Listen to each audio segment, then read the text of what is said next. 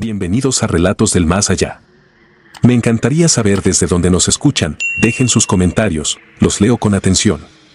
Y ahora, sin más, prepárense para adentrarse en cada relato. Que los disfruten. Tenía 47 años cuando por fin me soltaron del ejército. Más de 20 años de servicio, la mayoría en la sierra entre Durango y Sinaloa, dejan secuelas que no salen en los análisis. Me fui a un pueblo pequeño pegado a la montaña. Renté una casita de lámina y bloc y conseguí trabajo de vigilante en un aserradero. Pensé que ahí, con madera y silencio, por fin iba a poder dormir. La noche en que todo empezó era fresca, de cielo despejado. La sierra se veía como una línea negra al fondo. A eso de las 11 escuché una camioneta que se detuvo frente al aserradero. El motor se apagó, pero nadie tocó. Ese tipo de silencio se reconoce. Tomé la pistola que siempre traía en la cintura y me asomé por una rendija de la lámina. La calle estaba vacía. La camioneta, una Nissan vieja sin placas, se alejaba sola, sin luces, rodando cuesta abajo hasta perderse en la oscuridad. Frente al portón quedó una bolsa negra de basura, bien amarrada con cinta gris. La levanté con cuidado, esperando cualquier cochinada. Adentro solo venía una memoria USB envuelta en cinta transparente y una foto. Éramos nosotros, mi escuadrón, formados en la ladera de un cerro, todos con uniforme pixelado y chaleco. Yo estaba en el centro. Alguien había tachado mi cara con marcador negro y había escrito abajo, con letra dispareja, falta uno. Esa foto no era pública. La tomaron 11 años antes, en una operación que oficialmente no existió, Loma Seca. Un poblado allá arriba donde un grupo de sicarios controlaba la región. Nos mandaron de noche, helicóptero, inserción rápida. Éramos 8 soldados y un teniente. Del otro lado, según el informe, solo agresores abatidos. Ningún detenido. Ningún testigo. En la oficina había una computadora vieja. Conecté la memoria. El archivo se abrió sin nombre. Primero se escuchó static, luego una voz que reconocí al instante, la mía, más joven, dando órdenes con una seguridad que ahora me daba vergüenza. Era la grabación de nuestro radio de combate esa noche. Se oían detonaciones, pasos, órdenes cortas. Todo encajaba con mi recuerdo hasta que, en el audio, el tiroteo se apagó. En mi memoria, ahí ya estábamos reuniendo armamento y marcando cuerpos. Pero la grabación siguió. Se escucharon respiraciones agitadas, pasos entre restos de madera y luego una voz que no era de ninguno de nosotros. Una voz seca, pegada al micrófono, que dijo claro, no se preocupen, sargentos. A los que faltan los bajamos después. Nunca escuché esa frase aquella noche. Nadie fuera de nosotros debía tener ese audio. El radio que usamos en Loma Seca, según el mando, se quedó tirado entre tierra quemada y casquillos. Alguien lo encontró. Alguien nos escuchó trabajar y guardó la promesa. Las noches siguientes siempre había algo nuevo esperándome al llegar al turno. Un cartucho percutido sobre el escritorio. Un parche de mi viejo batallón clavado en la pared de la caseta. Una placa de identificación partida con el apellido de un compañero que, según documentos, murió en accidente vial. En el reverso, con tinta azul, venían 2 fechas, la de su muerte y otra que aún no llegaba. Esa segunda coincidía con el día en que yo estaba leyendo la placa. A todos los que estuvimos en Loma Seca nos había ido mal. 2 se quitaron la vida. A otro lo encontraron dentro de su coche, en un canal. Uno más desapareció en un traslado rutinario. Nunca hubo pruebas de algo raro, pero para mí todo se amarraba a esa noche. A la forma en que limpiamos el lugar como si fuera ejecución, sin interés en dejar vivos. Ni siquiera al muchacho flaco sin fusil, con tenis sucios, que dijeron que era halcón. El teniente dio la orden, yo jalé el gatillo. Ese detalle no aparece en ningún informe. Con la foto en la mano y el audio todavía en la cabeza, entendí que alguien nos llevaba contados. Llamé al teniente, que ahora estaba en la Guardia Nacional, al mando de una compañía en la región. Contestó con voz cansada. Le conté lo de la memoria, los objetos, la frase. Me habló de otro de los nuestros, levantado al salir de su casa y devuelto al día siguiente, vivo pero sin poder hablar. En la sala, pintado sobre la pared, le dejaron escrito, faltan. No quería volver a la sierra, pero decir que no era aceptar que ya estaba marcado. 2 noches después subimos. Ellos en una patrulla de la guardia con 6 elementos, yo como civil, sin uniforme, solo con mi chaleco viejo y mi arma personal. Tomamos una brecha distinta a la de hace años. Apagamos luces al ver fogatas en lomas lejanas y camionetas sin placas en caminos paralelos. Dejamos los vehículos en un recodo y seguimos a pie, en fila india, con linternas cubiertas con cinta. El claro de Loma Seca seguía ahí, pero cambiado. Donde antes había chozas y tambos, ahora solo quedaba tierra ennegrecida. En medio, una mesa de plástico blanco. Alrededor, varias cruces improvisadas con ramas, atadas con trapos y latas aplastadas colgando. Sobre la mesa estaban acomodadas nuestras fotos, una por cada hombre que pisó ese lugar con uniforme. En casi todas los ojos habían sido rayados con plumón grueso. La única imagen intacta era la mía. Debajo, con la misma letra dispareja de la foto del aserradero, se leía, aquí se acaba. Junto a la mesa, sobre un tabique, descansaba un radio verde oliva igual al que usamos entonces. El exteniente se acercó, revisó alrededor y lo encendió. La Starek llenó el claro, luego entró de golpe la misma grabación de Loma Seca, pero editada. Los disparos sonaban más cerca, las voces más claras. Mi orden de avanzar se repetía una y otra vez. Después vino un silencio forzado y la respiración de alguien pegado al micrófono. Los que cayeron ya están pagados, dijo la voz. Los que mandaron, los vamos bajando poco a poco. La frecuencia cambió sola. Otra voz, distinta, más firme, empezó a decir nombres y apellidos, con rango incluido. Los nuestros. Uno por uno, incluyendo a los muertos. Al final agregó, falta uno. Ahí empezó el tiroteo. De las laderas que rodeaban el claro salieron destellos y luego el trueno de las primeras ráfagas. Cayeron balas sobre la mesa, sobre las cruces, sobre la tierra seca. Uno de los guardias se desplomó sin reaccionar. Otro rodó detrás de una piedra y alcanzó a contestar el fuego. La noche se llenó de chispas que saltaban de las rocas. Nos tenían en triángulo, en alto, desde posiciones que yo mismo habría elegido para una emboscada.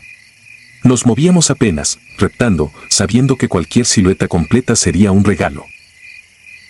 El tiempo allá arriba se volvió espeso. Podrían haber sido minutos u horas. Solo recuerdo la garganta reseca, el olor a pólvora y a vegetación aplastada, el golpeteo de los impactos cerca de la cara. En algún momento, entre ráfaga y ráfaga, el radio volvió a sonar. La misma voz de antes dijo mi apellido como si estuviera a un lado y repitió, sin prisas, bájate, sargento. Falta uno. Nadie respondió. No había voluntad de diálogo. A media madrugada el fuego empezó a espaciarse.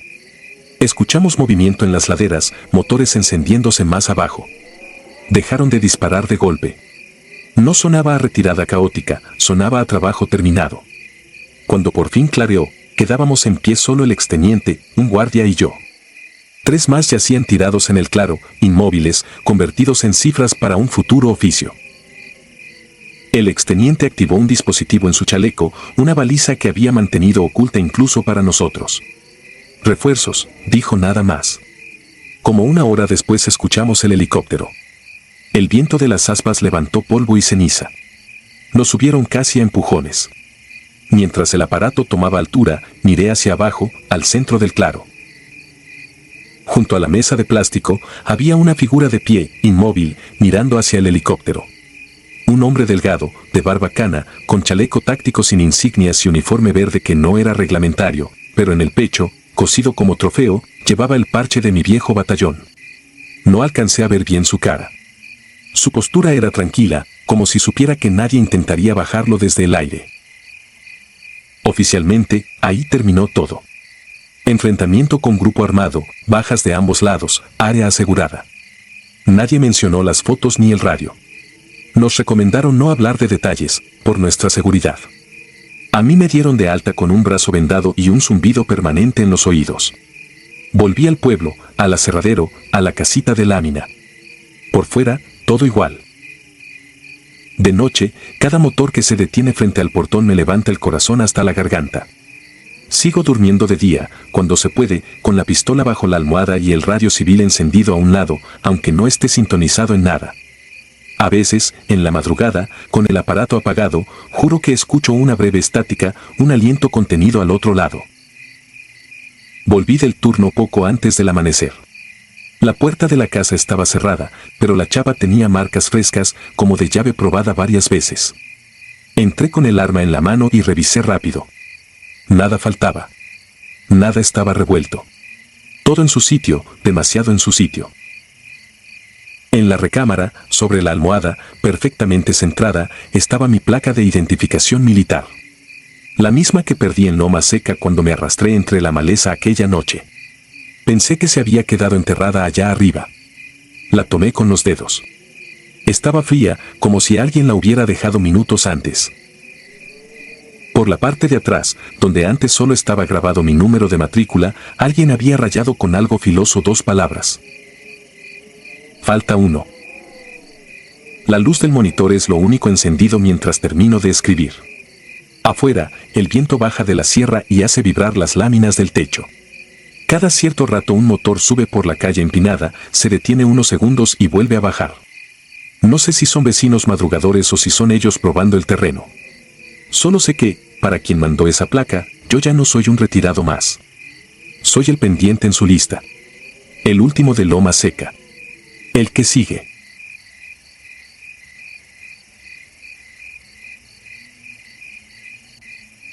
La brecha maldita. Me llamo Ramiro y durante 15 años serví como infante en el ejército. Estuve en muchos operativos, convoys interminables, retenes, cateos, levantando cuerpos en caminos donde nadie más quería detenerse. Creí que ya nada podía sorprenderme, hasta la noche en que la sierra me dejó claro que allá arriba mandan otros, y que los vivos no siempre son los más peligrosos. Fue en 2015, en la franja de montaña entre Michoacán y Guerrero.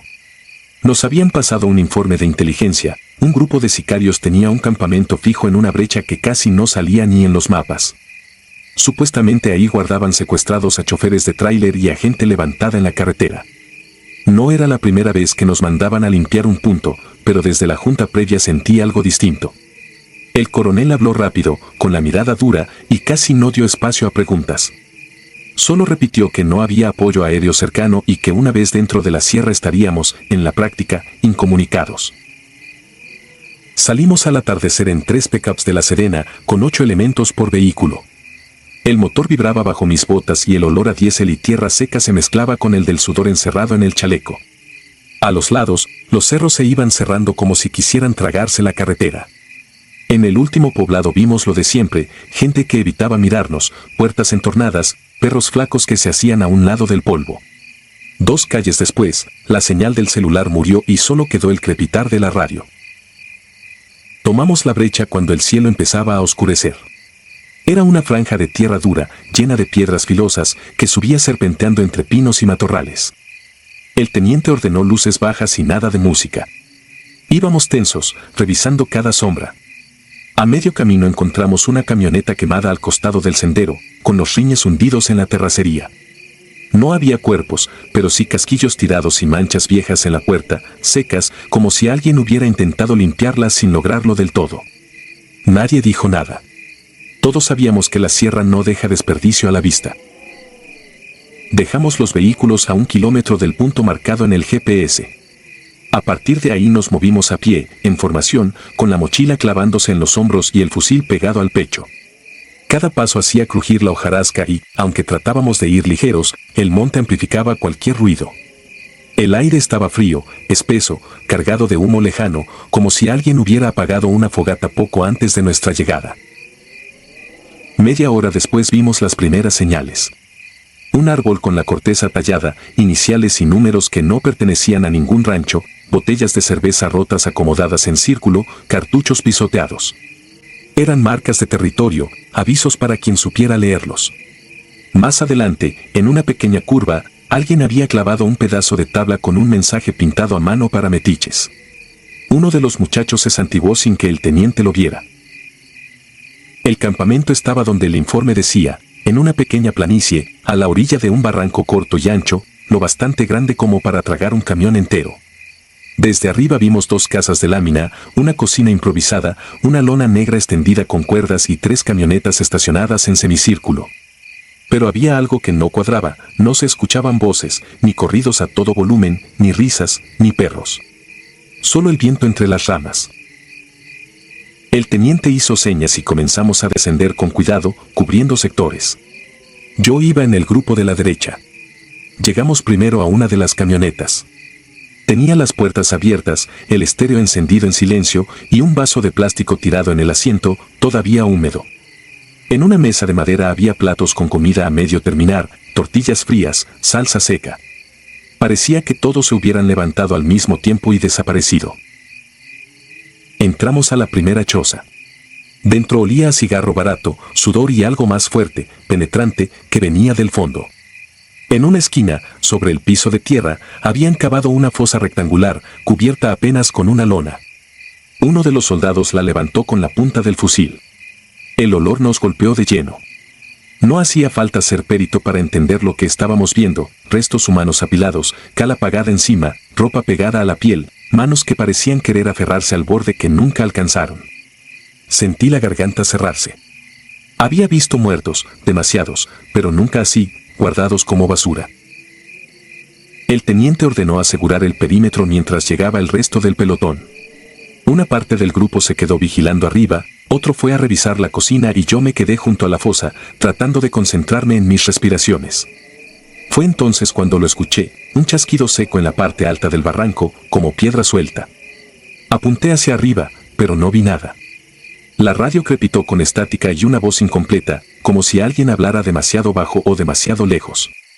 Ajusté el volumen y solo distinguí mi apellido, claro, en medio del ruido. El problema es que la voz no era de nadie de los que estaban ahí. Era de un cabo que había muerto 2 años antes en otro operativo. Me quedé helado, con el dedo junto al gatillo, sin apretarlo. A mi izquierda, uno de los muchachos murmuró que sentía algo raro, como si nos observaran desde el monte. Antes de que pudiera contestar, sonó el primer disparo. No se pareció a los entrenamientos. No hubo orden clara, ni tiempo de desplegar manuales. El balazo le pegó al soldado que iba de punta en la colina y se vino rodando ladera abajo como muñeco, mientras las ráfagas explotaban desde la oscuridad. Desde arriba, los sicarios descargaban sus armas desde troncos marcados, posiciones preparadas de antemano. Los tenían en una zona baja, atrapados entre el campamento y el barranco. Busqué cobertura detrás de unos tambos y empecé a responder el fuego. Cada destello en la noche era un objetivo, una silueta asomándose un segundo demasiado.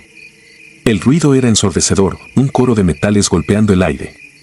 A mi lado, otro soldado cayó de rodillas con un grito ahogado, agarrándose el cuello. Lo jalé como pude hacia la parte trasera de la choza, dejando una estela oscura sobre la tierra. El teniente gritaba órdenes mezcladas con llamados por radio, pidiendo apoyo que nunca llegaba. La sierra nos absorbía la señal. De pronto, una explosión improvisada reventó cerca de la cocina, una granada hechiza, llena de clavos y fierros. La onda expansiva me botó hacia atrás. Sentí el mundo girar, la boca llena de polvo y el fusil unos metros más allá. Intenté incorporarme y corrí, buscando otra posición, pero el suelo cedió bajo mis pies y caí. No fue una caída larga, pero sí suficiente para dejarme sin aire. Fui a dar a otra fosa, más profunda que la primera, oculta bajo ramas. Caí sobre algo blando y frío que, al mover la mano, se sentía como tela pegada a carne. El olor era indescriptible. Me tambaleé intentando ponerme de pie, pero algo se trabó con mi bota. Miré hacia abajo solo un segundo y reconocí un rostro hinchado, los ojos abiertos, pegado a mi pantorrilla. Había más, apilados, semicubiertos por tierra y calorías. Sentí que las manos se me entumecían, que la respiración se volvía un jadeo torpe. Arriba seguían tronando los disparos. Grité que estaba en la parte baja, pero nadie contestó. La radio tirada en mi chaleco comenzó a chisporrotear otra vez. Esta vez la voz sonó clara, pegada a mi oído, llamándome por mi apodo de cuartel, ordenándome que saliera, que no me quedara con ellos. Era la misma voz del cabo muerto, con el mismo tono burlón que usaba cuando éramos reclutas. Me recorría el cuerpo un escalofrío mientras pensaba que quizá me estaba volviendo loco, que el miedo y el hedor me estaban quebrando la cabeza.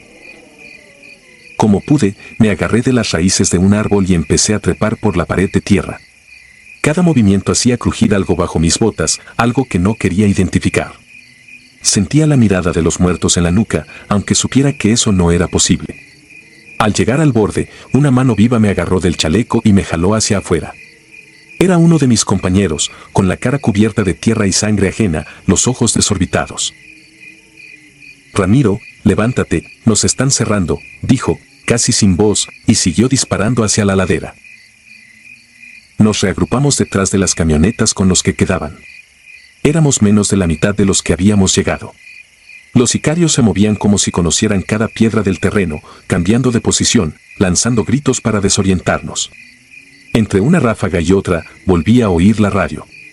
Esta vez la voz no era la del cabo.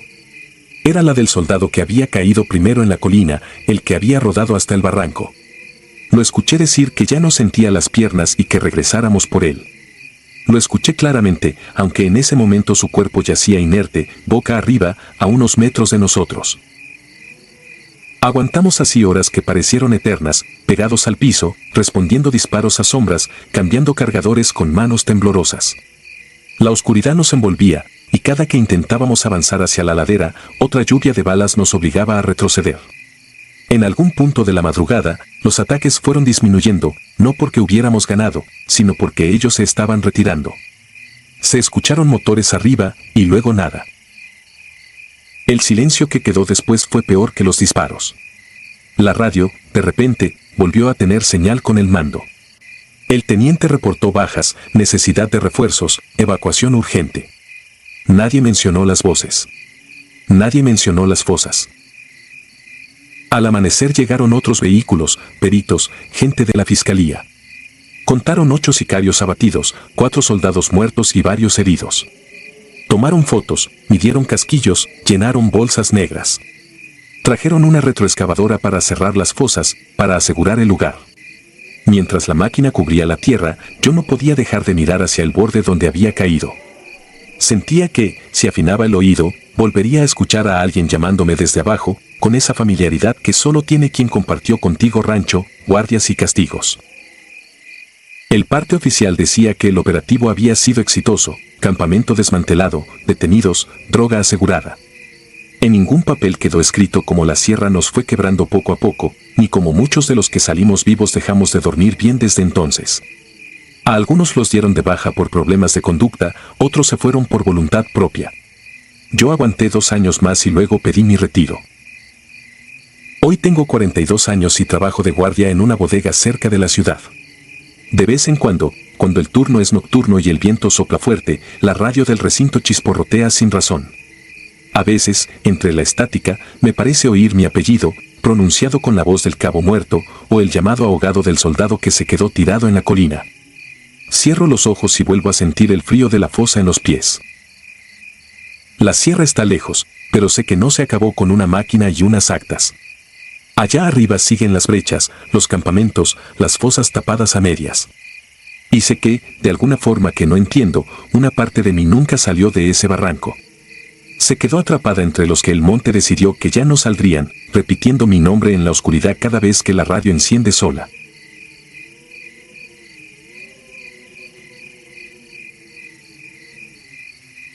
Guardia en la Sierra Negra. Me llamo Daniel, tengo 40 años y durante 15 serví como militar. Fui infante, después me especialicé como enfermero de combate.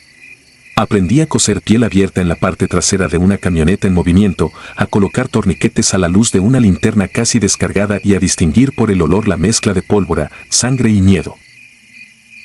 Cuando pedí mi cambio a la clínica militar de la Sierra pensé que estaba buscando descanso.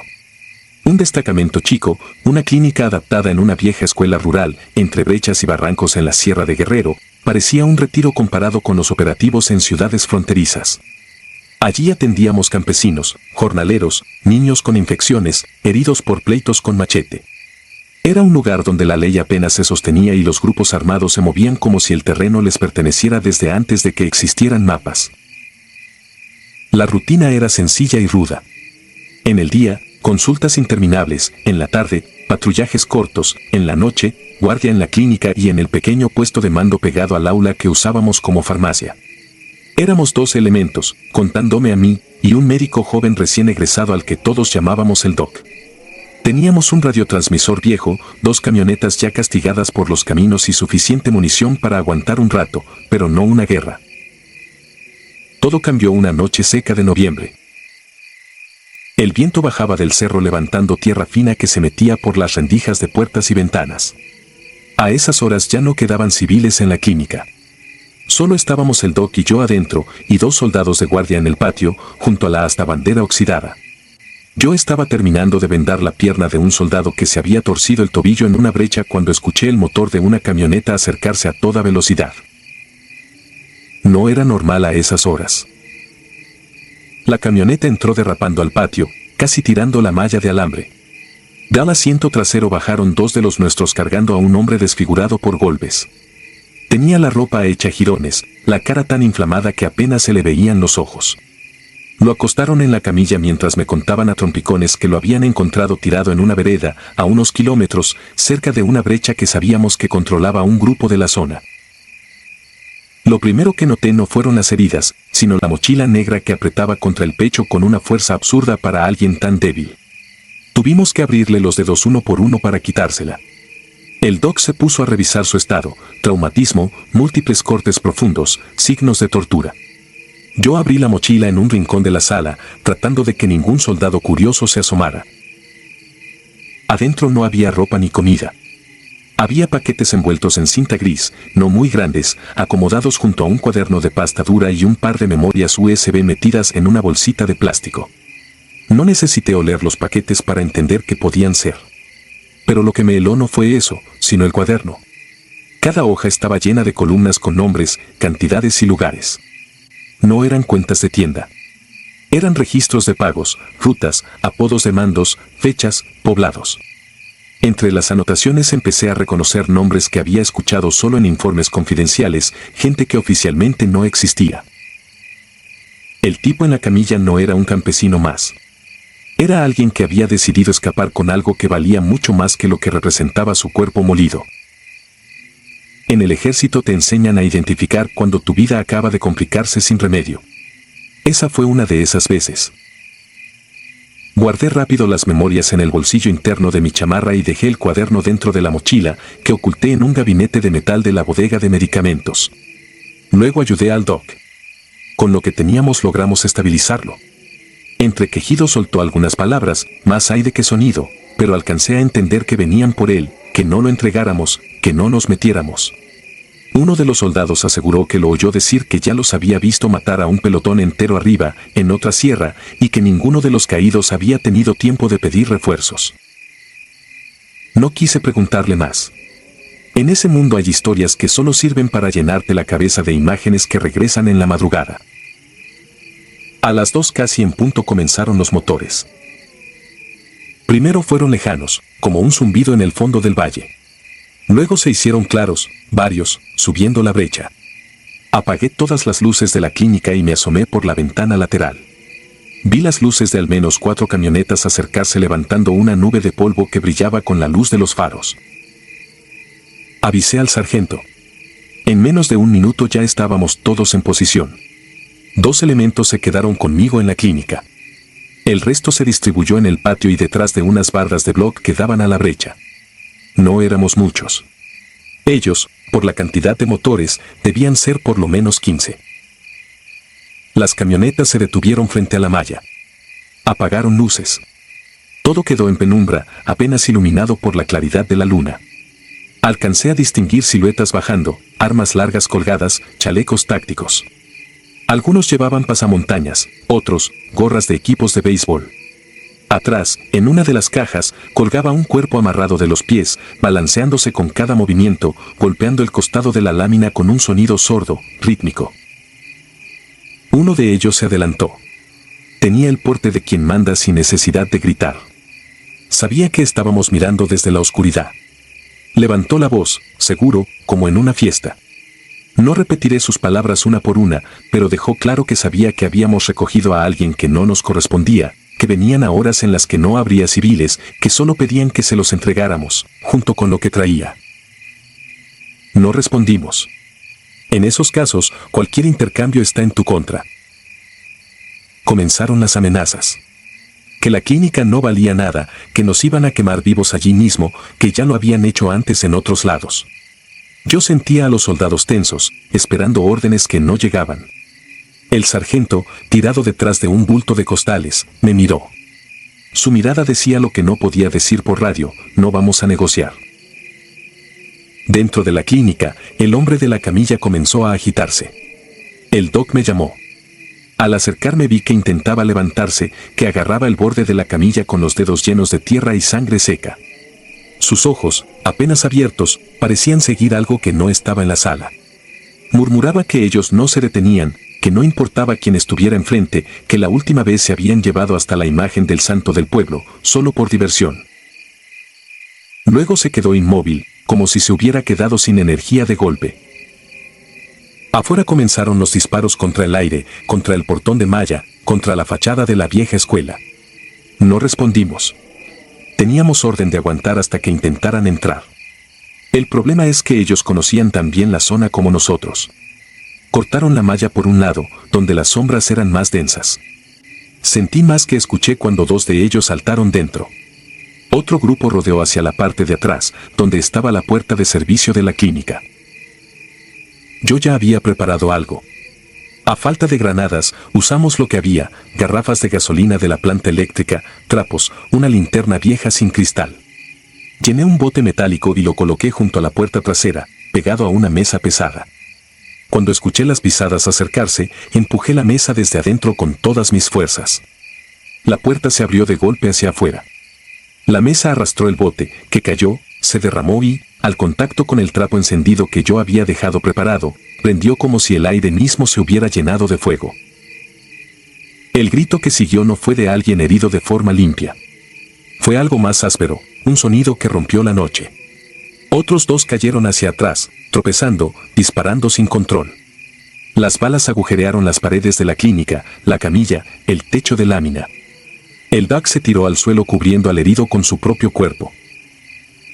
En el patio, nuestros hombres aprovecharon la confusión. Escuché las ráfagas controladas, cortas, como se enseña. 1, 2, 3. Después, ráfagas largas y desordenadas desde las camionetas. Un foco se hizo añicos. El astabandera se partió a la mitad. Un soldado gritó que lo habían alcanzado. El olor a combustible quemado y carne chamuscada se mezcló con el polvo y la pólvora. Por un momento perdí la noción del tiempo. Solo existían los estallidos, los destellos, los cuerpos que caían y las sombras que corrían de un lado a otro. Imágenes que se quedan pegadas a la cabeza como fotografías mal expuestas. Logramos contenerlos lo suficiente como para obligarlos a replegarse hacia las camionetas. El sargento, jadeando, pidió refuerzos por radio. La señal subía y bajaba, cortada por los cerros. Alcanzamos a escuchar una confirmación distante: enviarían apoyo desde el destacamento más cercano, pero tardaría. Ellos lo sabían.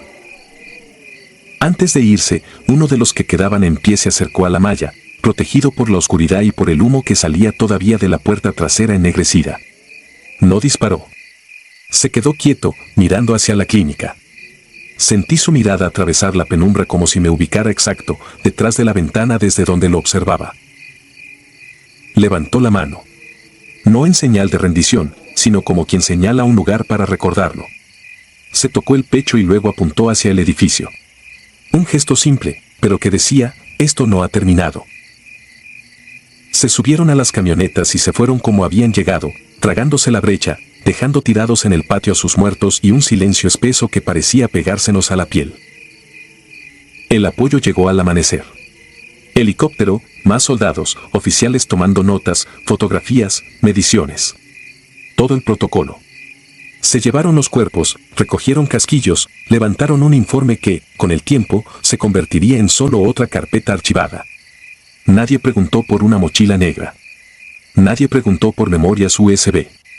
Nadie preguntó qué hacía un hombre torturado en una brecha controlada, cargando registros que podían hundir a media región. El herido murió al mediodía sin recuperar del todo la conciencia. Yo seguí ahí unos meses más, pegando el techo con lámina nueva, cambiando vidrios, lavando la sangre del pasillo. Pero en las noches, cuando el viento bajaba del cerro con ese sonido que recuerda motores lejanos, sabía que la sierra no olvida. Al final pedí mi baja. Me dieron la mano, me dijeron que había cumplido, que no todos aguantan tanto tiempo en zona. Me fui con una mochila distinta, más ligera por fuera, más pesada por dentro. En mi casa, años después, aún con la marca en la pierna de un esquirlo perdido de aquella noche, a veces conecto una de esas memorias a la computadora. Los archivos están ordenados por fechas, por pueblos, por nombres. Videos, listas, grabaciones. Una vez, sin querer, abrí un video que no tenía nombre, solo una fecha. La imagen mostraba la fachada de la clínica militar en la sierra, la vieja escuela convertida en refugio. La toma era estable, hecha desde algún punto alto del cerro frente al destacamento, como si alguien hubiera observado por horas, esperando el momento exacto. Se veía el patio, el astapartida, las manchas en el piso. Se veía mi propia figura caminando de un lado a otro, cargando cajas de medicamentos. El video estaba fechado 3 días antes del ataque. Desde entonces no he vuelto a abrir esos archivos. Los guardé en un cajón, pero sé que eso no importa. Lo que vimos esa noche, lo que hicimos y lo que dejamos sin entregar, sigue allí, en la sierra, mezclado con la tierra y el polvo. Y cada vez que, en la oscuridad, escucho motores donde no hay camino, recuerdo la mano de aquel hombre al otro lado de la malla, señalando la clínica.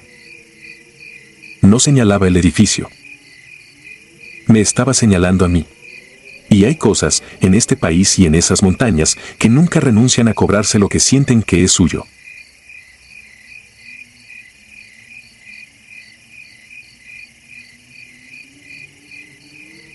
Cerco en la cima. Me llamo Ramiro y durante 11 años fui infante de marina. Creía que ya había visto todo en la sierra, laboratorios escondidos entre pinos, campamentos improvisados en barrancas, camionetas quemadas con gente adentro. Pero la noche en la que subimos a la estación del Venado me enseñó que todavía me quedaba mucho miedo por conocer. Era octubre de 2011, en la sierra entre Durango y Sinaloa, una zona de brechas interminables y pueblos controlados por quien tuviera más armas. La orden llegó en una sala pequeña, sin ventanas. Un capitán nos mostró unas fotografías impresas, una vieja estación de comunicaciones en la punta de un cerro, antenas dobladas, edificios descuidados. La habían usado antes para monitoreo de radio, pero llevaba años fuera de servicio. Inteligencia decía que un grupo había convertido el lugar en bodega y laboratorio y que además guardaban equipo tecnológico robado al gobierno. Nuestra misión era entrar, asegurar el lugar, extraer todo lo útil y destruir lo demás. Éramos 8. El teniente Aranda iba al mando, seco, directo, de esos oficiales que no levantan la voz porque no lo necesitan. Estaban también Medina, encargado de comunicaciones, Lira, paramédico, Gamboa, el más viejo del grupo, siempre cargando la ametralladora como si fuera parte de su cuerpo. Yo era el más joven después de Torres, un chihuahuense flaco con ojos que nunca paraban quietos. Subimos en helicóptero al atardecer. Recuerdo el olor a combustible, el ruido de las balas cortando el aire y la sierra abajo, oscureciéndose poco a poco. Cuando el piloto anunció que nos acercábamos, el teniente ordenó revisar equipo. Todos respondimos con la misma rutina mecánica de siempre, pero se sentía una tensión distinta, algo difícil de explicar. Nadie hacía chistes, nadie preguntaba por la hora del regreso. Aterrizamos en una plancha irregular, apenas suficiente para las patas del helicóptero. Al bajar, la tierra levantada por el viento nos pegaba en la cara y la vista se llenó de polvo. El aparato se fue casi de inmediato, dejando tras de sí un silencio que no se parecía al de otras veces. No era la simple ausencia de ruido. Era una especie de peso sobre el aire, como si el cerro estuviera atento a cada pisada. La estación del Venado quedaba a unos 200 metros cuesta arriba. A medida que avanzábamos, las siluetas de las construcciones se definieron contra el cielo oscuro, 2 edificios bajos de concreto, una torre de metal oxidado y restos de antenas retorcidas. De cerca, se notaba que aquel lugar no estaba tan abandonado como decían los papeles. Había huellas frescas en el suelo, colillas recientes, restos de comida en latas apiladas junto a un muro. Aranda dividió al equipo. Entramos en formación, revisando cada rincón. Las paredes interiores estaban llenas de grafitis, nombres de grupos, fechas, amenazas. En algunos cuartos se veían charcos viejos que nadie quiso examinar de cerca. El olor era una mezcla desagradable de humedad, tabaco y químicos. En una habitación del fondo encontramos lo que confirmaba el informe: mesas metálicas, bidones, reactores improvisados, bolsas plásticas vacías. Lyra señaló unas manchas en el piso, cercanas a una coladera tapada. No dijo nada, pero todos entendimos. También hallamos lo que veníamos a recuperar: cajas negras con etiquetas de empresas que yo solo había visto en manuales, equipos de radio avanzados, servidores portátiles, discos duros empacados con cuidado. Mientras revisábamos, Medina intentó establecer contacto con el centro de mando. La señal era mala. Solo alcanzamos a mandar un reporte breve: posición asegurada, material hallado, sin contacto con hostiles. La respuesta entró cortada, palabras sueltas, ruido. Nada más. Pensamos que tendríamos unas horas para acomodar todo, preparar la destrucción del laboratorio y marcar una zona de extracción. Sin embargo, Torres fue hasta la puerta principal para colocarse en un punto de observación y regresó pálido, avisando que había visto luces subiendo por la brecha. Subimos al techo del edificio principal. Desde ahí se veía el camino serpenteando entre los árboles. Una fila de camionetas avanzaba en nuestra dirección, faros encendidos, motores cargados. No eran pocos. Conté al menos 6, tal vez más, porque algunas apagaban luces a ratos. El polvo que levantaban formaba una especie de nube larga que se arrastraba por la ladera. Aranda no perdió tiempo. Ordenó establecer defensa alrededor de la estación, usar las posiciones más altas, bloquear accesos con lo que encontráramos. Gamboa colocó la ametralladora en una ventana amplia. Yo me quedé en un pasillo que daba a la entrada lateral, con vista parcial al camino. Las manos me sudaban dentro de los guantes. Los primeros disparos llegaron antes de que las camionetas se detuvieran. Tiraban al aire, gritando, como si quisieran anunciar que ya estaban ahí. Nosotros mantuvimos fuego controlado. Las ráfagas salían por las ventanas y se perdían en la oscuridad de los árboles. Alcanzaba a distinguir figuras bajando de los vehículos, algunos con chalecos, otros con ropas mezcladas, todos armados. Lo que volvió más pesado el ambiente no fue el intercambio de balas, sino lo que empezó después. Uno de ellos conectó una bocina en la caja de una camioneta y subió el volumen al máximo. Un corrido empezó a sonar, fuerte, deformado por la mala calidad del equipo y la distancia. Entre estrofas, se oían voces que gritaban los apodos de algunos de nosotros. Pronunciaron el del teniente. Luego el de Gamboa. Después, el mío. Al escuchar mi apodo, sentí la garganta cerrarse. Yo jamás lo mencionaba fuera de la unidad. No aparecía en ningún papel. Que ellos lo supieran significaba que alguien, en algún lado, nos había vendido. El miedo a morir en una emboscada era pesado, pero el miedo a ser entregado por tu propia gente era diferente, más difícil de manejar. La noche avanzó. Las ráfagas se hicieron más precisas. Nos disparaban desde diferentes ángulos, buscando obligarnos a asomarnos.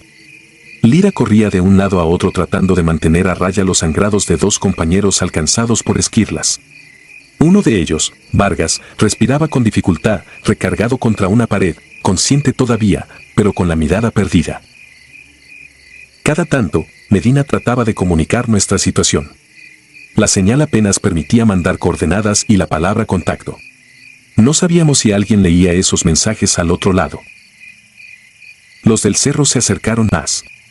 Empezaron a utilizar las estructuras como cobertura. Algunos lograron subir a la torre metálica y desde allí nos tiraban hacia el interior de los edificios. Recuerdo que una bala rompió la lámpara que estaba sobre mi cabeza, dejando el pasillo en penumbra total, solo iluminado por los fogonazos breves de los disparos. Hubo un momento en que empecé a pensar demasiado en lo que pasaría si nos agarraban vivos. Ya habíamos visto videos, fotos, historias que corrían de boca en boca. Imaginé mi cuerpo colgado de un puente, mi familia viéndome en las noticias. Traté de concentrarme en la mira, en la respiración, en el siguiente blanco. Pero la imaginación trabajaba sola, alimentada por cada grito que venía de afuera. Cuando la munición comenzó a escasear, Aranda nos reunió en un cuarto que parecía haber sido una especie de laboratorio principal. Las mesas estaban llenas de recipientes, bidones de sustancias marcadas con símbolos de peligro. El plan era simple: usar lo que había ahí para provocar un incendio y una explosión que cubriera nuestra salida. No nos iba a salvar por completo, pero quizá rompería el cerco. Gamboa ayudó a Lyra a mover a los heridos hacia una zona más protegida. Medina y Torres se encargaron de apilar material sensible en un solo punto. Yo me quedé con el teniente preparando la mezcla que serviría como detonante improvisado. No era la primera vez que destruíamos un lugar así, pero nunca lo habíamos hecho con tanta gente armada esperando afuera. Mientras trabajábamos, escuché pasos en el pasillo. Pensé que era alguno de los nuestros, pero la forma de caminar era distinta, más ligera, más cuidadosa.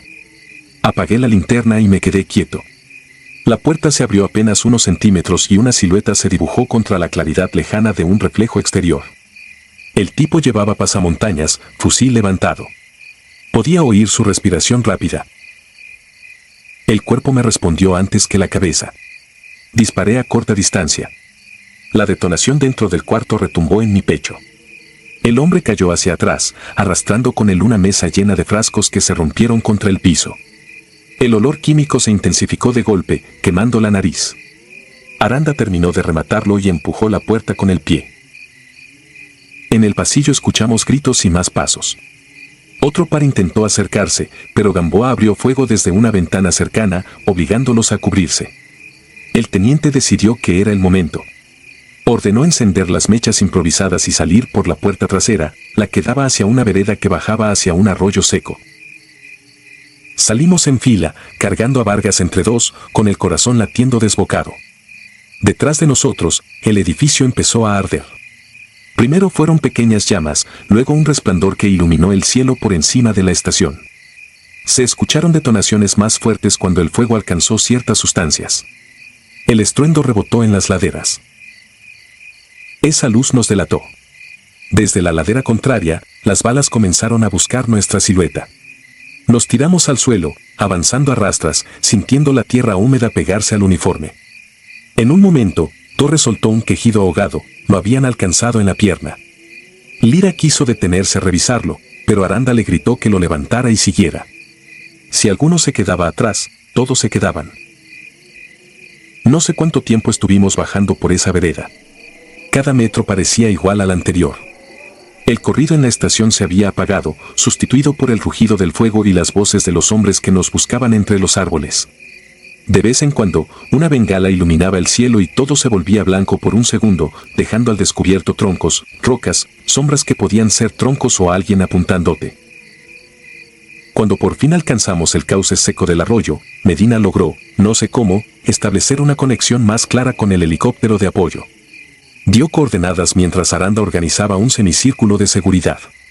Gamboa, exhausto, seguía con la ametralladora lista, los ojos abiertos de par en par. Los heridos respiraban con dificultad. El olor a ropa quemada y metal caliente nos rodeaba. El helicóptero tardó, o al menos eso me pareció. Cuando las luces se acercaron por arriba de la cañada, sentí algo aflojarse dentro de mí. Aún así, no bajamos el fusil hasta estar adentro. Desde el aire, vi la estación del Venado convertida en un foco de llamas, como una pequeña fogata perdida en la inmensidad de la sierra. Alrededor, las luces de las camionetas seguían moviéndose, subiendo y bajando por las brechas, como si fueran insectos testarudos empeñados en seguir rondando un cadáver. El reporte oficial que se redactó después decía que la operación había sido un éxito, laboratorio destruido, material sensible recuperado, varios delincuentes neutralizados. No hablaba de la música gritando nuestros nombres en la oscuridad. No mencionaba la sensación de tener encima la mirada de un cerro entero, ni el momento en que entendimos que alguien, lejos de ahí, había entregado nuestros datos a los mismos hombres que nos querían desollados y exhibidos. Yo sigo viendo esa estación cada vez que cierro los ojos. No por el fuego ni por los disparos, sino por algo que entendí hasta el final. Allá arriba no estábamos defendiendo a nadie en particular, ni a un pueblo, ni a un gobierno. Solo estábamos intentando salir vivos de un cerro que no nos quería, rodeados por hombres a los que ya no les importaba su propia vida. ¿Sobrevivimos? Sí. Pero esa noche en la sierra fue la primera vez que sentí que, incluso estando armado, entrenado y acompañado, éramos poco más que un grupo de sombras perdidas en una montaña que se estaba tragando al país entero. Y desde entonces, cada vez que escucho un helicóptero en la distancia, mi mente regresa al mismo lugar, la cima, la estación ardiendo, las voces que saben tu nombre aunque nunca hayas visto sus caras.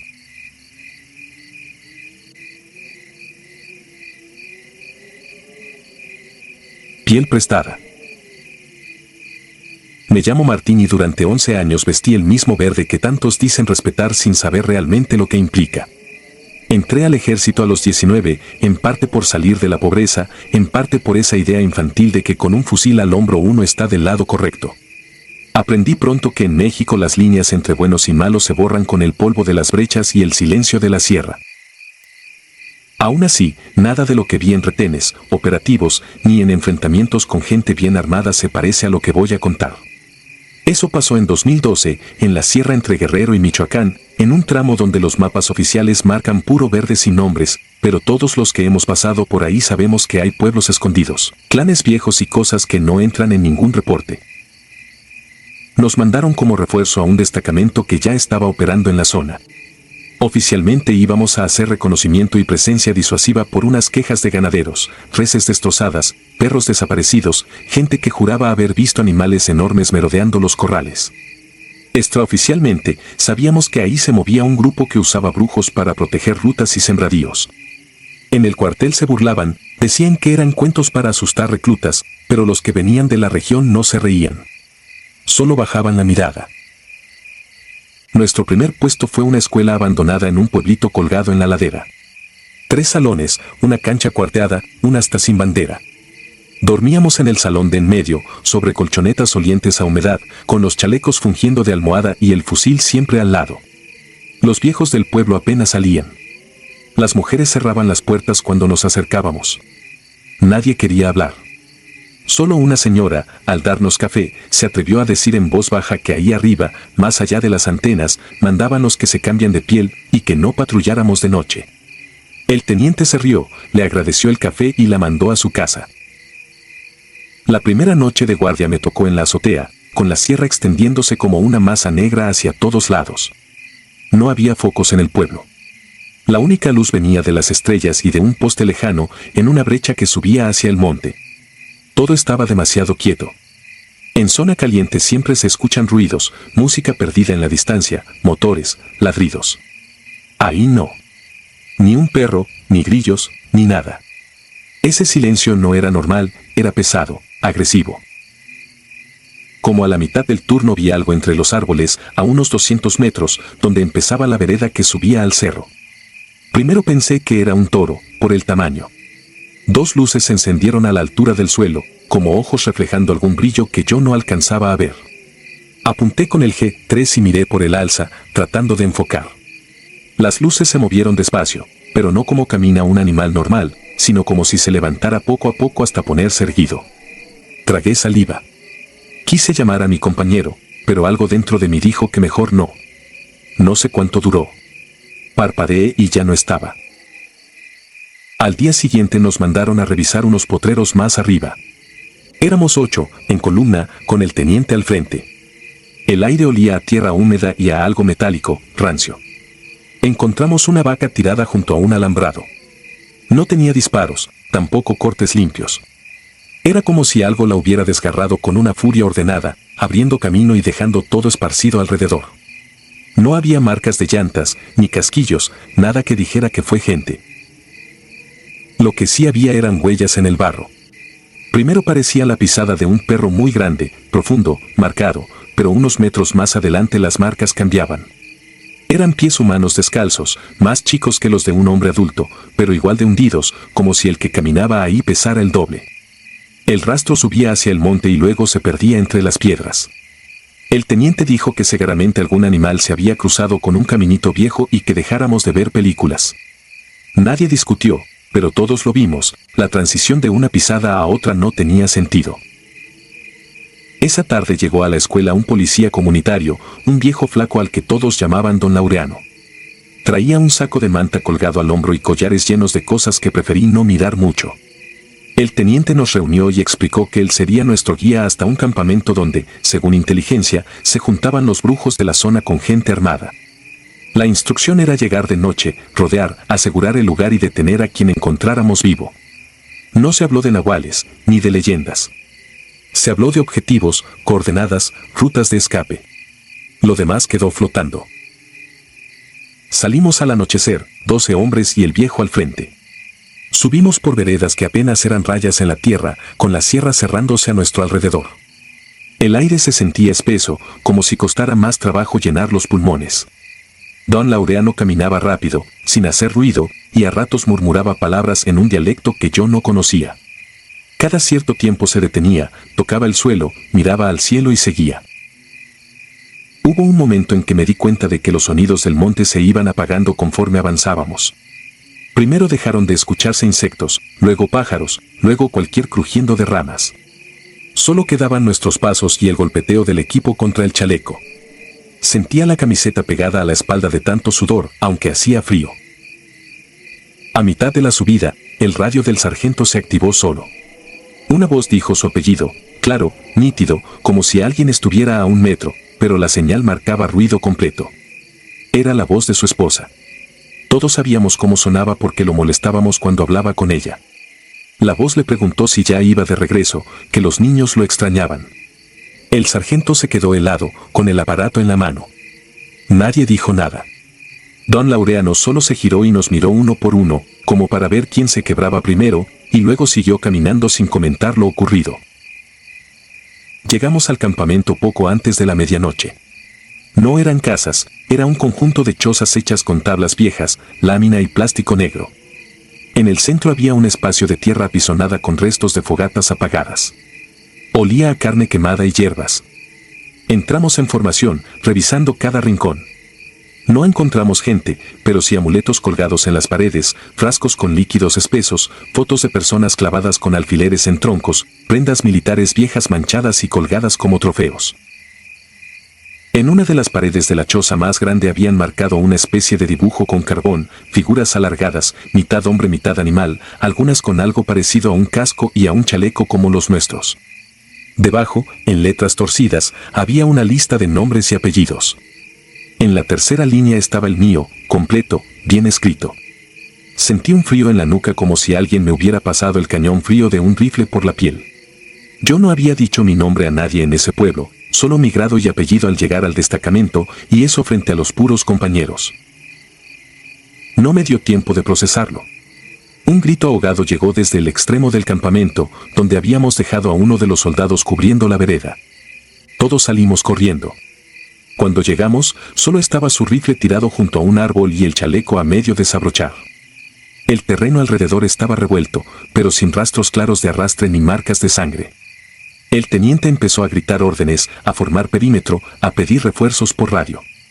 La frecuencia estaba limpia, supuestamente sin interferencias, pero del otro lado solo se escuchaba una respiración pesada que se cortaba de golpe cada vez que alguien decía su propio nombre. Fue ahí cuando lo vi de frente por primera vez. Entre 2 árboles, a unos 15 metros, algo se asomó medio cuerpo. Tenía la forma general de un perro muy grande, pero la espalda era demasiado larga y la cabeza parecía más ancha de lo normal, como si hubieran mezclado el cráneo de un animal con el de un hombre. Los ojos brillaban, no con reflejo de luz, sino desde dentro, como si algo los encendiera. Estaba inclinado, a punto de avanzar, y se le notaban las articulaciones temblando, como si fueran de un material mal acomodado. Abrí fuego sin esperar orden. En segundos todos estábamos tirando hacia la misma dirección. El estampido rebotaba en la barranca, cegándonos con los destellos. Vi al animal caer, levantarse otra vez, avanzar 2 pasos, tropezar y perderse entre la maleza. El teniente lanzó una bengala y por unos segundos el claro se iluminó con una luz pálida. Lo que alcanzamos a ver no lo he podido olvidar. Entre los árboles, varias siluetas se movían alrededor nuestro, en círculo. Algunas caminaban en 4 puntos, otras de pie, pero todas tenían esas cabezas largas y esos ojos encendidos. Una de las figuras se enderezó más que las otras y en el brillo de la bengala alcancé a reconocer la gabardina y el sombrero de don Laureano. Su cuello empezó a alargarse hacia atrás, como si algo dentro de él se acomodara distinto. La mandíbula se le estiró hacia adelante, dejando ver dientes demasiado grandes para un humano. Sus manos se torcieron hacia afuera, las uñas alargándose como garras. Escuché el crujido de sus articulaciones por encima de los disparos, un sonido húmedo, pegajoso. La bengala se apagó y el mundo se redujo a ráfagas de luz de nuestros fusiles y a la sensación de que algo nos tocaba los talones cada vez que retrocedíamos. Sentía el aire caliente a mi espalda, respiraciones profundas, y cada vez que volteaba solo veía sombras moviéndose más rápido de lo que mi mente podía procesar. Caían compañeros sin que alcanzáramos a ver que los tiraba. Solo escuchábamos un golpe seco, un quejido cortado y luego nada. Disparamos hasta casi vaciar los cargadores. El teniente gritaba que formáramos círculo, que mantuviéramos la calma, que cualquier cosa que fuera eso sangraba, que podíamos tumbarlo. Yo no estaba tan seguro. Más de una vez vi como uno de esos cuerpos se doblaba de manera imposible, como si lo hubieran partido a la mitad, y segundos después se volvía a levantar y cambiaba de forma, achicándose o ensanchándose según la dirección del movimiento. Ya no parecían animales, tampoco humanos. Eran algo en medio, como si alguien hubiera tomado un cuerpo y lo hubiera rellenado con otra cosa, obligándolo a caminar. Agarrados a la pura disciplina, mantuvimos la posición hasta que el cielo empezó a aclararse. No hubo un momento exacto en que se fueran. Simplemente, de pronto, ya no estaban. El monte seguía silencioso, pero esa presencia pegajosa que se sentía detrás de cada tronco empezó a disminuir. Nadie quería ser el primero en moverse. Cuando por fin nos atrevimos a revisar el perímetro, solo encontramos tierra levantada, ramas rotas y, en algunos lugares, marcas profundas como de garras en los troncos. No había cuerpos, ni de ellos ni de los compañeros que perdimos. Se los habían llevado. Los refuerzos llegaron hasta el mediodía, con helicóptero y todo para que en el reporte quedara bonito. El comandante escuchó lo que pudo, tomó nota de las bajas, midió el terreno con la mirada y al final nos puso a firmar una versión donde todo se reducía a un ataque nocturno de gente armada que aprovechó la oscuridad y el terreno. Ni una palabra de animales, ni de ojos que brillaban, ni de guías que se convertían delante de nosotros. Eran sicarios, como siempre. Gente. Nada más. Esa noche, de regreso en la escuela, el teniente entró al salón con una tablet en la mano. Traía imágenes captadas por un dron que sobrevolaba la zona desde mucho antes del operativo, supuestamente para darnos cobertura. Nos mostró solo una. Era una toma fija de la vereda, con nosotros avanzando en columna, el viejo al frente. Detrás, en la orilla del cuadro, había una figura parada junto a un árbol, más alta que cualquiera de nosotros, delgada, con la cabeza inclinada hacia un lado y dos puntos brillantes en la cara. Se veía claramente que estaba ahí antes de que pasáramos y que ninguno la volteó a ver. El teniente no dijo nada. Solo borró la imagen frente a nosotros y nos recordó que cualquier cosa que se saliera de la narrativa oficial nos iba a traer más problemas que respuestas. Al día siguiente empezaron a rotar gente del destacamento y a mí me mandaron de vuelta al norte. No duré mucho tiempo más. Pedí la baja poco después. Ahora vivo lejos de la sierra, en una colonia cualquiera de una ciudad opaca. Trabajo de guardia en una bodega y trato de no pensar demasiado cuando escucho algún perro ladrando de madrugada, porque a veces, entre ladrido y ladrido, se mete un silencio muy parecido al de aquella montaña, un silencio que pesa como si alguien estuviera esperando a que pronuncie mi nombre en voz alta para saber exactamente dónde estoy.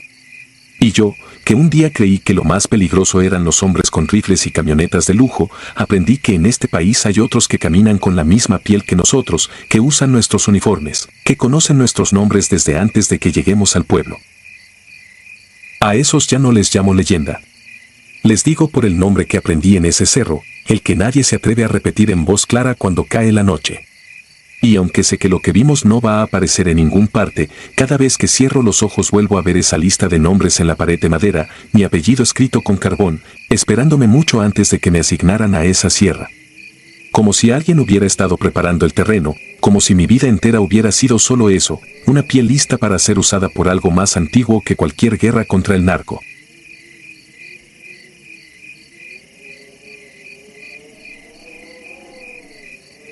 Alambre invisible. Me llamo Diego A. Flores, cabo enfermero del 3er Batallón de Infantería. Pensé que la sierra ya me había mostrado todas sus mañas, fiebres, ráfagas traicioneras, caminos que se derrumban bajo la lluvia. Me equivocaba. A comienzos de octubre de 2011 recibí la orden de apoyar a una patrulla de 6 hombres. El documento digital solo mostraba un círculo negro y la leyenda Perímetro Negro 7. Sin coordenadas exactas, sin nombre de barranca. Como si aquel pedazo de tierra prefiriera quedar fuera del mapa. Salimos de Juchitán la noche del 11. A bordo de una Cheyenne camuflada, ascendimos 16 horas por veredas embarradas donde el GPS se desmayó y la brújula giró como trompo. Antes de detener el motor vimos el objetivo, 30 postes de madera oscura, torcidos como vértebras mal soldadas, unidos por tramos de alambre mezclados, unos relucientes, otros carcomidos por óxido. No había portón, el cerco serpenteaba alrededor de un claro, encerrándolo como si todo dentro fuera contagioso. Faltaban 30 minutos para el amanecer, sin embargo la cerca proyectaba una sombra sólida, mediodía perfecto sobre la hojarasca. Aquella sombra dibujaba un rectángulo irregular que parecía latir. El capitán Olvera repartió tareas. Ramírez tomó los alicates, murmuró una plegaria y mordió el primer hilo. Ningún chasquido, el metal se desvaneció entre las tenazas. Ramírez extendió la mano y palpó aire, pero su guante rebotó contra algo duro, invisible. Probamos con otro tramo. El resultado fue idéntico, alambre inexistente, sombra intacta, barrera tangible. El rumor del bosque se apagó de golpe y, desde el interior del perímetro, brotó un gemido largo, como aire escapando de pulmones viejos. Esparza intentó reportar la anomalía, la radio devolvió un llanto infantil que repetía, no salgas, y luego se quedó muda. Para terminar rápido, Olvera ordenó abrir una brecha grande. Juárez fijó cargas ligeras en 4 postes. La explosión derribó la madera, pero su sombra siguió erguida, dibujando una puerta inexistente. Había que cruzar, retirarse sin terminar la misión era imposible. Traspasé la silueta y sentí que el aire se convertía en aceite tibio que se pegaba a la piel. El visor nocturno murió, el altímetro se quedó fijo, y al voltear descubrí que la abertura recién creada había sanado, la sombra era continua otra vez. El olor a pino húmedo se mezcló con resina quemada y metal caliente. A menos de 20 metros, el bosque había mutado, los pinos compartían corteza entre sí, injertados como si crecieran unos dentro de otros. Algunas ramas emergían de troncos ajenos, formando un tejido que pareció moverse cuando nadie lo miraba. Fue Juárez quien los vio primero. Entre los árboles surgieron 5 figuras del tamaño de un hombre. La linterna de Domínguez reveló piel gris, agrietada, y trozos de uniforme pixelado fusionados a la carne. Donde debían estar los ojos centelleaba alambre de púas enrollado. Cada criatura blandía un tramo de ese mismo alambre, vibrante, que se alargaba sin doblarse, látigos de acero vivo. Domínguez disparó.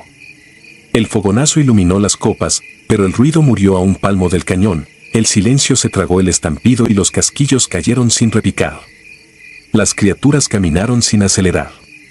Uno de los hilos rozó mi manga. La tela se pulverizó y mi brazo se entumeció, como si la sangre olvidara moverse. Ramírez embistió a la más cercana. El alambre le atravesó el cuello, la sangre salió en esferas perfectas que flotaron, inmóviles, antes de disiparse como vapor rojo. Cuando quise ayudarlo mis manos atravesaron su cuerpo, ya inconsistente, y solo quedó el casco humeante. Olvera lanzó una granada de fragmentación. La espoleta se desprendió, pero el artefacto se quedó suspendido en el aire, desmenuzado en cientos de esquirlas que giraban sin caer. Entendí que allí dentro el tiempo se había roto. Esparza, blanco como cera, comenzó a recitar una lista de bajas por la radio apagada, nuestros nombres en orden inverso de rango, empezando por el mío. Oír mi propio nombre con la palabra caído fue sentir hielo dentro de los huesos. El capitán gritó que buscáramos el punto de entrada. Corrimos hacia la línea de sombra. Golpeé con el machete la traza oscura, el filo chocó contra algo sólido, saltaron chispas azules y se abrió una hendidura. Olvera y Domínguez me empujaron. Sentí un tirón violento en las piernas, como si el suelo no quisiera soltarme, aún así rodamos al otro lado. Caímos sobre hojarasca fresca. El aire común volvió con un zumbido sordo y, al mirar atrás, vimos el cerco real arder en un fuego blanco sin llamas que consumía postes y alambres. Dentro de la silueta negra permanecían Esparza y las criaturas, sus contornos se fundían hasta hacerse uno solo. Domínguez jadeaba, los eslabones de su cinta de munición se oxidaban a la vista, volviéndose polvo rojizo. Olvera sangraba por múltiples cortes invisibles, aunque mantenía la mirada firme. Me ordenó bajar por refuerzos. La Cheyenne arrancó como si nunca hubiera apagado el motor. Conduje entre árboles que parecían apartarse para dejar paso. A los 2 kilómetros encontré un retén del ejército que no figuraba en ruta. Las insignias del personal eran del viejo camuflaje liso, descontinuado en 1998. El mayor al mando exigió la contraseña de ese año. Balbuceé la primera estrofa del himno, incapaz de otra cosa. Me condujeron a una tienda médica improvisada y me mostraron un expediente amarillento, Operativo Cerco Perla Negra, octubre de 1987, patrulla desaparecida. Los nombres coincidían con los nuestros, incluso el rango de Olvera, pero fechados 24 años antes de nuestro nacimiento. Mientras intentaban interrogarme miré mi antebrazo y descubrí filamentos oscuros reptando bajo la piel, como raíces metálicas. Sin saber cómo, empecé a recitar de nuevo la lista de bajas, empezando otra vez por mí. A la primera distracción escapé. Donde debía estar la camioneta solo encontré 6 cascos aplastados sobre tierra removida. Una gota de savia negra brillaba en el fondo de cada uno. Regresé colina arriba, aferrado a la locura de rescatar algo. Ya no había postes ni fuego, solo la sombra rectangular, perfecta, suspendida como hollín. Di un paso, la sombra se adhirió a mis botas y trepó mis pantorrillas con frío elástico. Retrocedí temblando, la sombra retrocedió conmigo, como si esperara que yo parpadeara para cerrarse. Al amanecer siguiente llegué a la carretera principal. Nadie creyó mi relato, las coordenadas que entregué apuntaban a quebradas sin acceso ni registros. Fui licenciado por estrés operativo severo. Desde entonces salto de pensión en pensión, cerca de puertos donde el constante rugido de camiones me ahoga los recuerdos. Cada mañana reviso el croquis manchado de óxido. Donde antes había curvas de nivel ahora aparecen círculos concéntricos que se desplazan cuando no los miro. Al encender la lámpara, esos anillos se proyectan sobre la pared formando un tejido de púas. Me sorprendo palpando el aire, buscando el alambre que debería colgar allí. Por las noches siento pequeños tirones en los tendones, como si alguien tensara mis huesos para probar su resistencia. Sé que la sombra ha ido acercándose. Al principio apenas asomaba bajo la puerta, después trepó los muros y ahora rodea la cama aunque no haya fuente de luz. Cuando cierre el círculo, no habrá postes visibles ni alambre tangible. Solo quedará el aire apresado por una trampa que no corta la carne, sino la realidad misma. Y entonces, lo presiento, otra patrulla recibirá la orden de desmontar un cerco que nadie ve, convencida de que será un trabajo rápido. La rueda volverá a girar, alimentada por nuestra sombra sin dueño, mientras lo que habita detrás del alambre sigue contando víctimas en silencio eterno.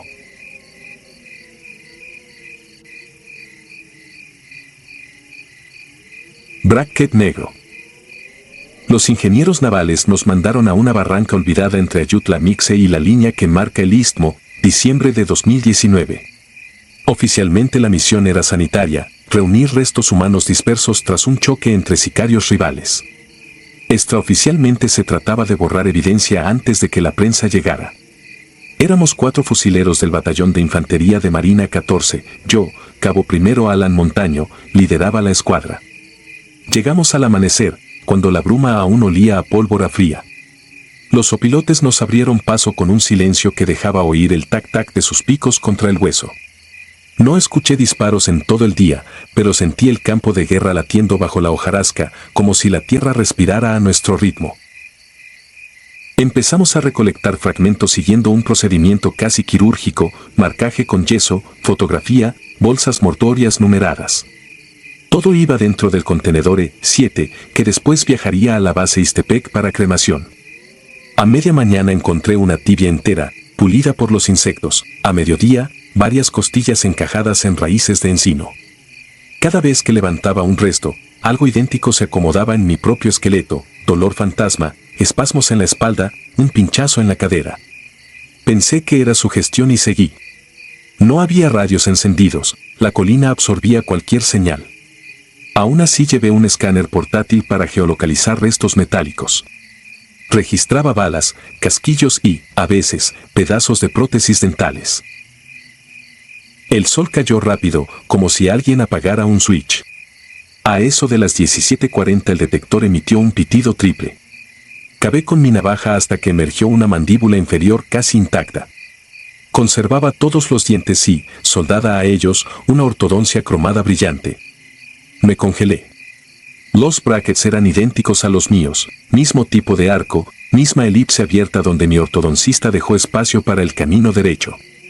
Supe que era imposible que coincidieran tantos detalles. Acerqué la linterna frontal, el metal devolvió un destello azulino y me vi reflejado en miniatura, con el labio retraído por la tensión. Un dolor punzante cruzó mi encía. Pasé el pulgar y descubrí un hueco, mi canino real había desaparecido, arrancado sin dejar rastro. La sangre emanó con un sabor a hierro viejo, idéntico al olor que impregnaba ese valle. Llamé a mis compañeros con un silbido corto. Nadie respondió. En lugar de voces, el viento arrastró murmullos secos, como conversaciones grabadas a otra velocidad. Quise pensar que era eco de los opilotes. Me metí una gasa en la boca y guardé la mandíbula en una bolsa aislante, intentando no mirar los brackets.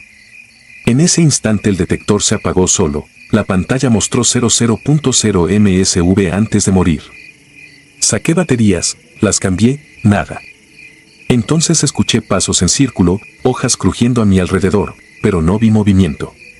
Toqué el botón de PTT del radio PRC 152, puro ruido blanco. Apreté los músculos, bajé el fusil y avancé hacia la fogata improvisada que habíamos encendido horas antes. Los otros 3 se habían ido. Quedaban sus cascos y chalecos alineados, cada uno con el nombre velcro hacia afuera, como si hubieran sido expuestos en un altar. Junto a la lumbre crepitaba el contenedor E7, la tapa abierta. El interior, que al mediodía estaba casi lleno, ahora estaba vacío. Ni un hueso. Solo reposaba mi canino recién perdido, todavía húmedo, sobre la etiqueta cadena de custodia. Aquello no respondía a lógica humana.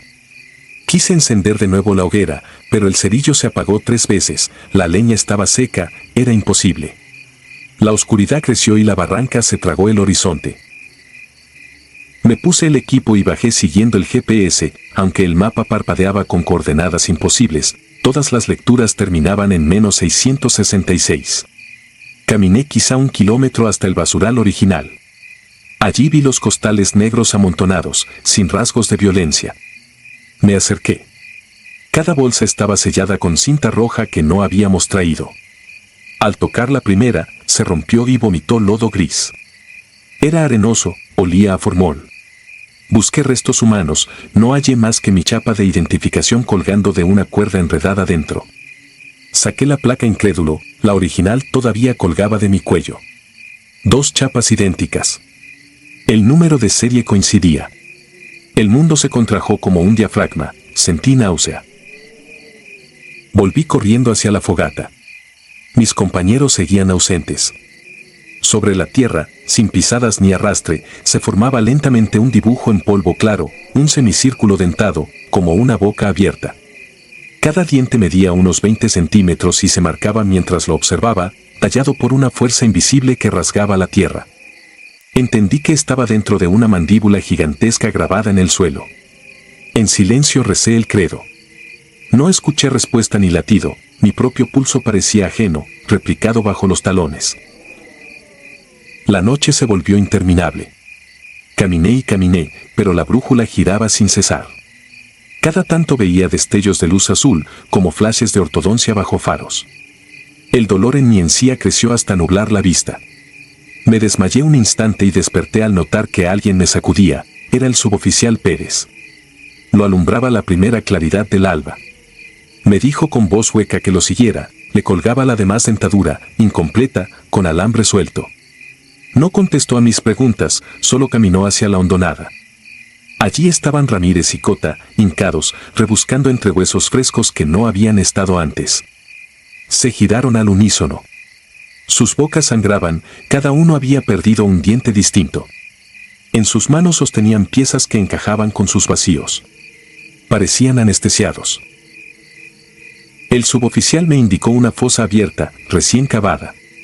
Dentro reposaba un esqueleto casi entero.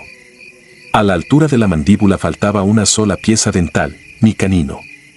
Sin querer, cerré el puño y noté algo duro. Saqué el diente que guardaba para evidencias, estaba ya seco y amarillento, como si llevara años fuera de la carne. El hoyo sangrante en mi encía ardió. Una certeza me atravesó, debía colocar el canino en esa cavidad ósea, completar la mordida. Si lo hacía, quizá nos dejaría ir. El instinto gritaba que cada pieza robada pertenecía a esa osamenta madre. Dudé, pero la presión en el cráneo aumentó, como si un torno cerrara mis sienes. Metí la mano al foso y dejé el diente en su sitio. Encajó sin esfuerzo, un chasquido seco selló la articulación mandibular. El suelo tembló. Las bolsas negras se abrieron a la vez, liberando un vendaval de polvo y dientes que giró en espiral hasta fusionarse con el esqueleto. La ortodoncia se extendió, alambres nuevos sujetaron cada pieza, soldando hueso con hueso hasta formar algo parecido a un sarcófago dental. De ese caparazón brotó un jadeo espeso, húmedo, como un recién nacido aspirando por primera vez. Sentí que la barranca entera inhalaba. Los opilotes se elevaron súbitos, el viento se convirtió en corriente descendente. Miré mis manos, las uñas se agrietaban, los dedos dolían como si los nervios se encogieran. La criatura, si podía llamársele, se incorporó apenas, bastó para que percibiera su forma completa, un torso formado por costillas ajenas, vértebras mezcladas sin orden, coronado por aquella mandíbula armada con nuestros dientes. No tenía ojos, pero me encontró. Un alambre de bracket pendía libre, se agitó y me rodeó el cuello con la rapidez de una serpiente. Antes de asfixiarme aflojó la presión y entendí que no quería matarme, sino arrastrarme. Pérez y los otros ya estaban sujetos, avanzando en fila hacia una grieta al fondo. No daban señales de dolor, caminaban dóciles. Intenté desenvainar el cuchillo, pero el alambre se tensó, perforó la piel, cortó la circulación. Tuve que seguir. Entramos en la grieta, un túnel natural que olía a cloro y ozono viejo. Las paredes estaban recubiertas de esmalte dental fosilizado, como estalactitas marfiladas. Avanzamos quizá 30 metros hasta una cámara más amplia. Allí, miles de mandíbulas colgaban como lámparas, cada una con collares de identificación, aros, llaves, cadenas. Reconocí placas de compañeros caídos en años anteriores. El lugar retumbaba con un zumbido rítmico, un latido. La criatura nos soltó. Los demás marinos se arrodillaron, se sacaron nuevos dientes a tirones, los ofrecieron. Yo contuve las ganas de imitarles. Sabía que si entregaba otro diente me quedaría allí para siempre, vaciado. Recordé la carga explosiva de demolición C4 que llevaba en la mochila, 2 kilos para contingencias. Con la lengua palpé mi encía destrozada, todavía sangraba. Susurré una disculpa al cuerpo que un día necesité proteger. Mientras los demás ofrecían sus piezas, yo introduje los bloques de C4 en los intersticios de las estalactitas, coloqué detonadores de tiempo rápido. El pulso del lugar intentó sincronizar el mío, casi cediendo, mordí la boquilla de un detonador viejo para activar la mecha pirotécnica de reserva.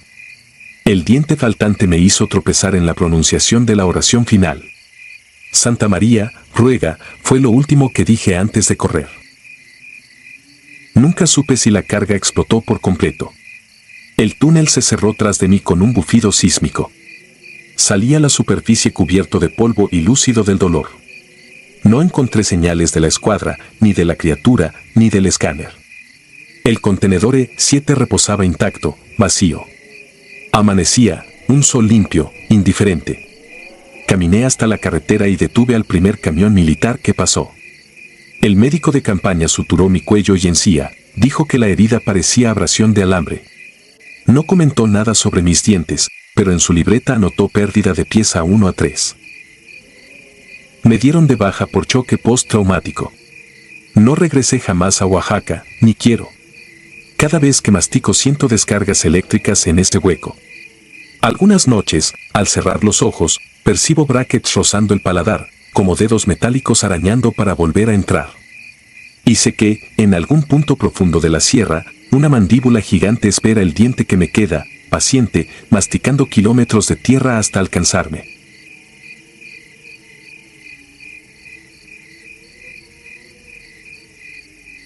Huellas en la niebla. Dicen que la Sierra Mixe, allá en el noreste de Oaxaca, devora a los hombres cuando el vapor de las quebradas se une al de las nubes. Yo era cabo de infantería en 2018 cuando supe que aquello no era simple superstición.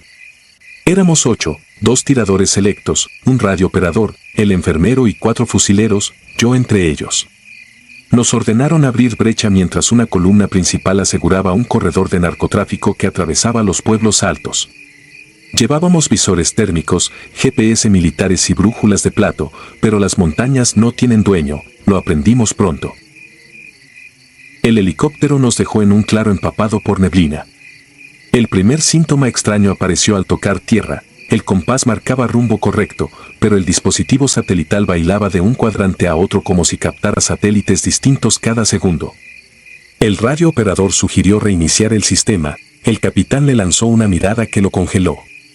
Avanzamos igual, ocultando la incomodidad bajo la disciplina. Pisábamos hojarasca negra y raíces tan gruesas que parecían víboras petrificadas.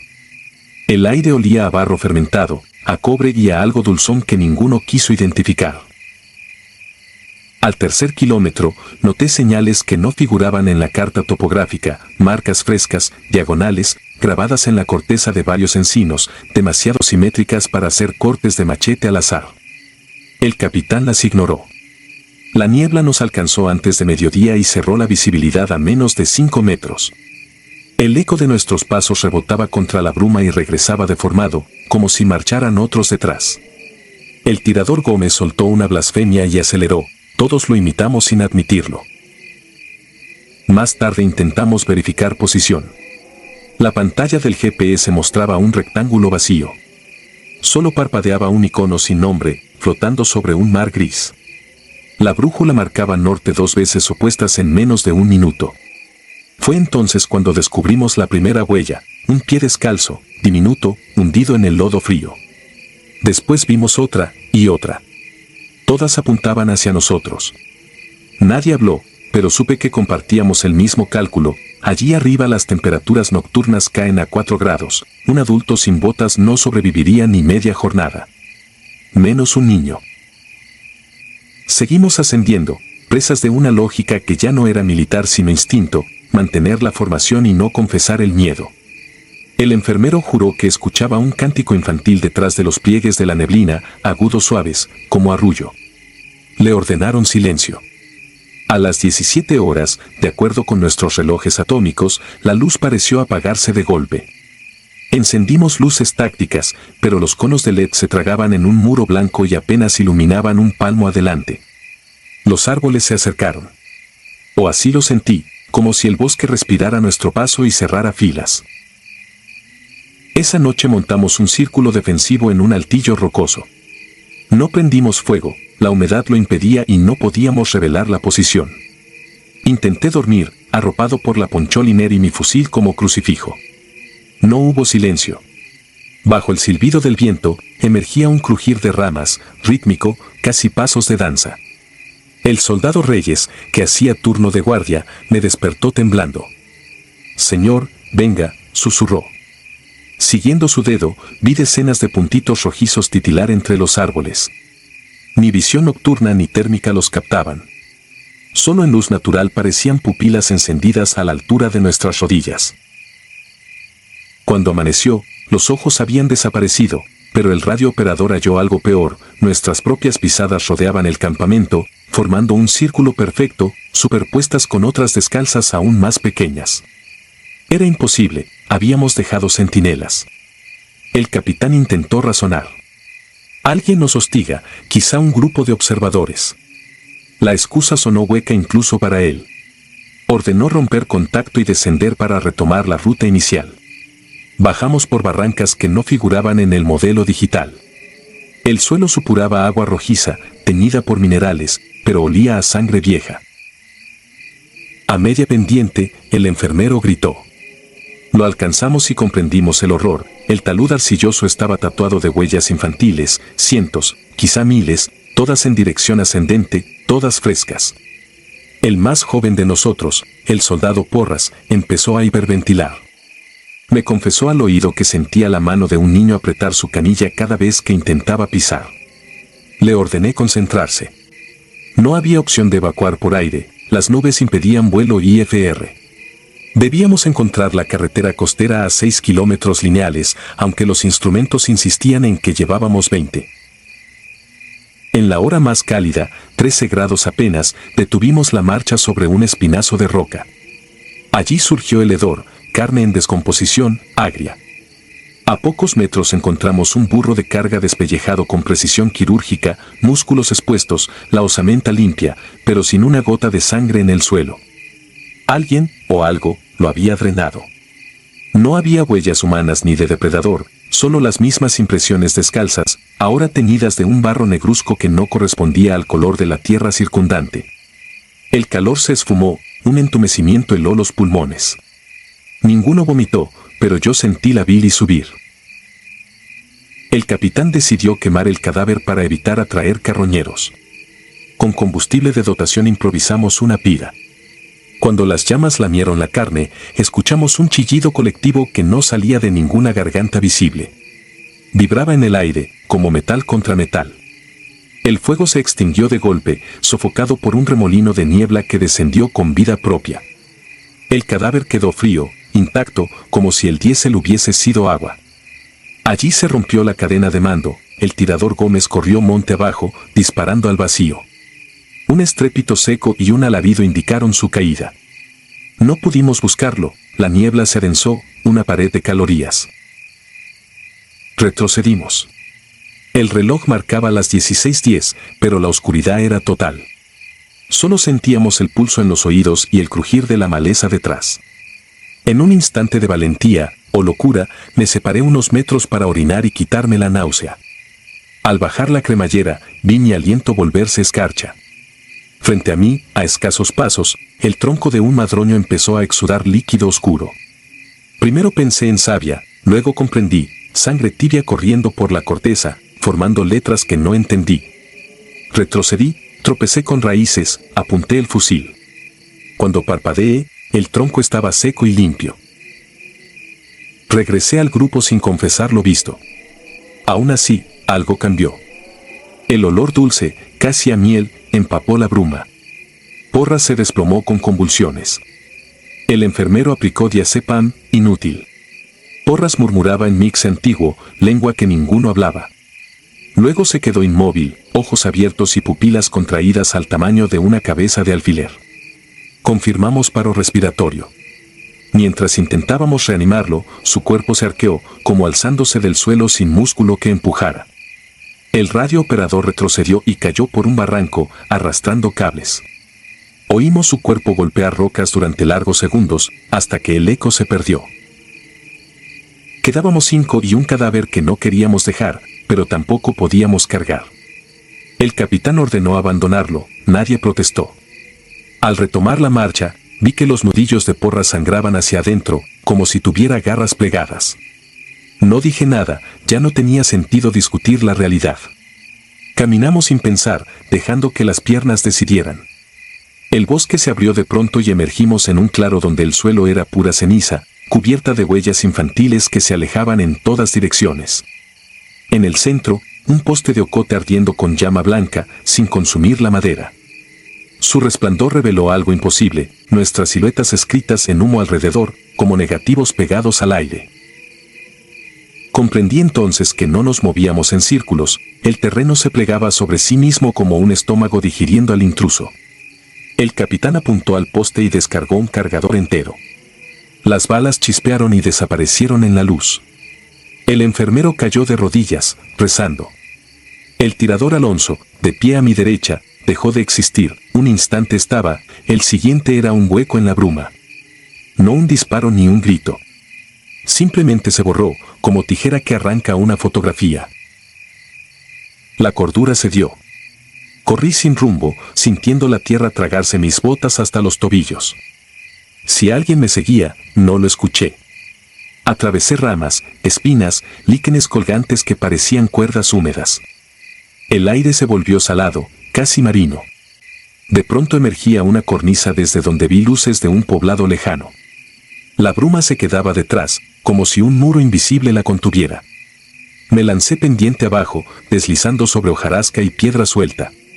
Rodé, sangré, pero crucé esa frontera y la niebla no me siguió. Tras kilómetros de alucinación, llegué a una carretera secundaria al amanecer del día siguiente. Me encontró una patrulla estatal. Habían visto nuestra bengala de inserción 2 noches antes y esperaban noticias.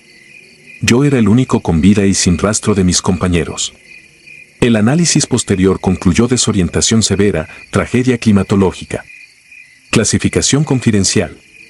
Nadie quiso revisar mis botas empapadas de barro negro ni la libreta donde, sin notarlo, había garabateado las mismas marcas diagonales del encino, repetidas como un rezo. Hoy, mientras escribo el informe que jamás se publicará, percibo el olor dulzón del bosque dentro de mi cuarto. Al mirar el suelo, encuentro huellas diminutas impresas en el polvo, mojadas, dirigidas hacia el borde de mi cama.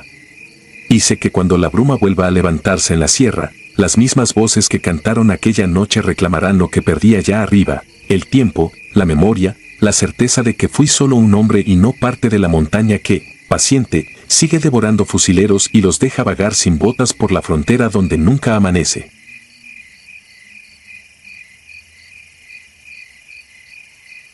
Si te gustaron estos relatos, regálanos tu like y déjanos tu comentario, y no olvides suscribirte al canal para que sigas recibiendo las notificaciones de los próximos relatos. Tu apoyo nos ayuda a seguir creciendo dentro de YouTube. Nuevamente, mil gracias y nos vemos en el próximo relato.